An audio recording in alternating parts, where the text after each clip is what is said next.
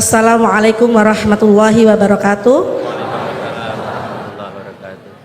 Mohon maaf jika tadi saya tidak salah dengar ya, bahwa Prof. Quraisy mengatakan bahwa Rasulullah penjelmaan Al-Quran begitu. Nah, yang hanya mohon sedikit maaf, yang saya nama Bu.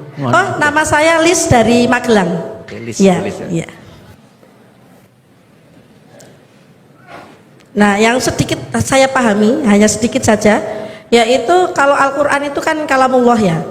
Terus kalau Rasul itu adalah penciptaannya.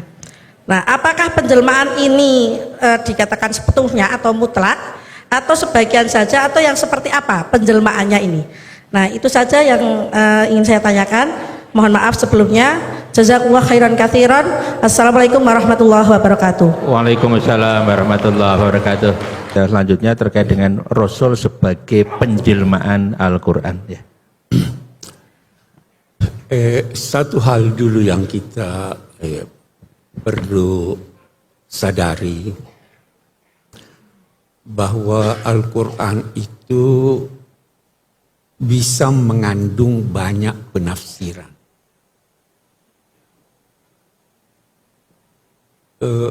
Karena itu sulit diterjemahkan. Yang kita bisa lakukan penjelasan umum tentang kandungan maknanya. Kita ambillah misalnya perintah wudhu, wamsahu biru'usikum. Baknya saja itu sudah macam-macam artinya.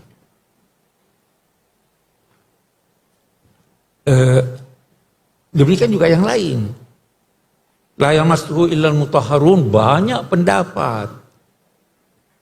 Boleh jadi apa yang saya anggap benar, Anda anggap tidak benar. Ya kan? Itu orang Syiah berkata yang berhak, sebagian mereka ya, yang berhak memahami dan bisa memahami Al-Quran itu hanya Ahlul Bait. Karena apa? Al-Quran berkata, innama yuridullahu yudhiba ankumur rijsa ahlal bait wa yutahhirakum tathira. Ada yang berkata al-mutahharun itu malaikat. Jadi bisa beda-beda. Saya ingin dari sini kita mengambil suatu pelajaran bahwa bisa jadi dalam rinciannya kebenaran itu beragam. Mazhab yang berkata seluruh kepala harus itu benar buat dia. Yang berkata sebagian benar buat dia. Karena memang Allah Subhanahu wa ta'ala menghendaki kita berbeda. Jangan anggap Tuhan mau kita itu bersatu semua sama. Kalau dia mau kita bersatu semuanya, dia tidak turunkan Al-Quran seperti ini.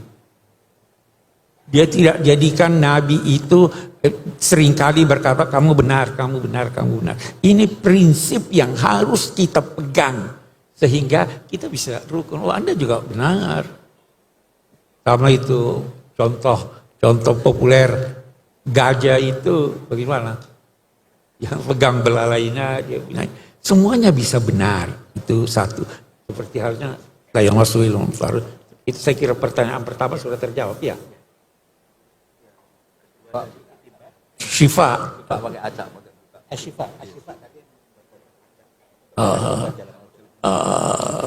Saya tidak pakai itu.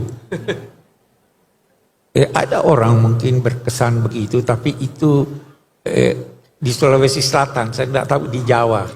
Itu kalau mau cari nama anak, itu buka Quran, kata pertama yang ditemukan itu dia anaknya. Jadi di sana ada namanya Sarik. Karena dia baca Sarik wa Sarikatu, ya toh ada yang itu tidak dia namanya dolim. Dolim, ya toh itu tidak diajarkan oleh Nabi. Kita disuruh faham Al-Quran, bukan acak buka begini dan sebagainya. Tidak benar itu.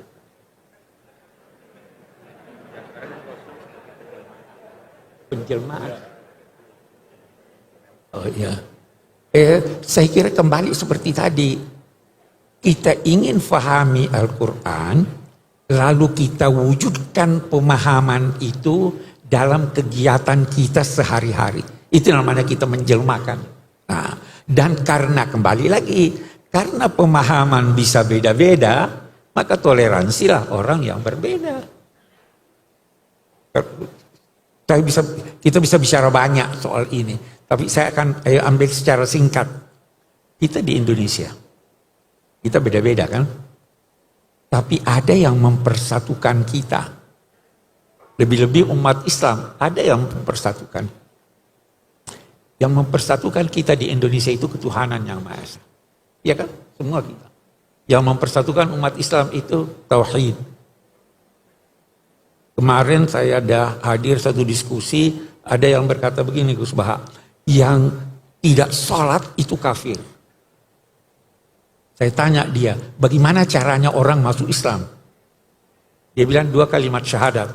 Kalau seandainya dia ucapkan 2 kalimat syahadat setelah subuh jam 8 pagi, dia meninggal jam 11.30 sebelum zuhur, dia dinilai muslim atau tidak? Dia muslim. Sholat tidak menjadikan orang kafir, dia menjadikan berdosa besar, ya kan? Itu satu. Yang mempersatukan kita itu ketuhanan yang Maha Esa sebagai bangsa. Penafsirannya bisa beda-beda.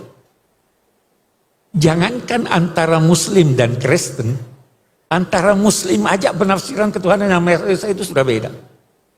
Nah, bagaimana caranya kita mewujudkan, menjelmakan ini? Mari kita bersangka baik pada Tuhan. Saya beri contoh. Saya mengundang 10 orang ke rumah saya. Saya kasih alamat. Silahkan datang jam 12 siang kita makan siang. Tibalah 3 orang sebelum jam 12. Welcome, ahlan wa sahlan. Tiba 5 orang terlambat. 2 orang tidak mau datang. Yang 5 orang yang terlambat ini sebenarnya dia mau datang tetapi terlambat sudah karena sesat jalan. Dia datang pada saya, apa saya tolak dia? Dia kata, sudah pergi. Atau saya kata, kenapa lambat? Kan saya mau datang Pak, saya tidak tahu jalannya kesesatan. Tidak mungkin saya tolak. Nah, begitu juga Tuhan menurut hemat saya.